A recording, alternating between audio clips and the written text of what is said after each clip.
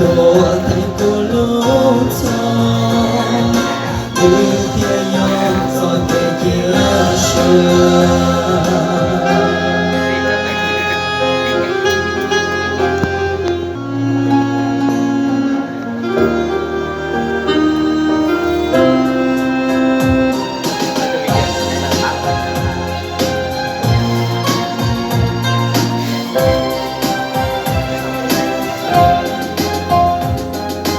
cuộc đời này là bao tăm tối mịt mù, giữa thế gian là những đau thương tuyệt vọng.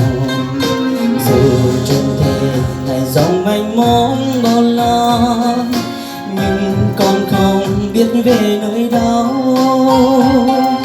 Giê-xu ơi, đời con nếu không có Ngài, cuộc đời này con sẽ biết đi về đâu.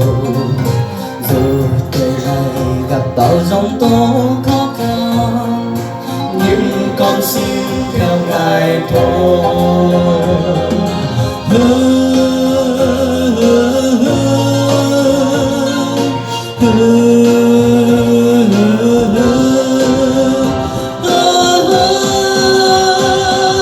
Chúa Giêsu yêu cho kẻ ngu, đau đang như chim mùa lành từ, nơi lo tua thành cô lúc sau, như thiên yon cho kẻ chia sẻ. Chúa Giêsu yêu cho kẻ ngu, đau đang như chim mùa lành từ, nơi lo tua thành cô lúc sau, như thiên yon cho kẻ chia sẻ. Chúa Giêsu yêu tiếng của chỉ một con, chỉ một ý cho kẻ chia sẻ từ lời.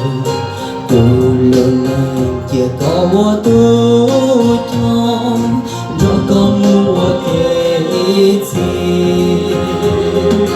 rồi có mua cái gì.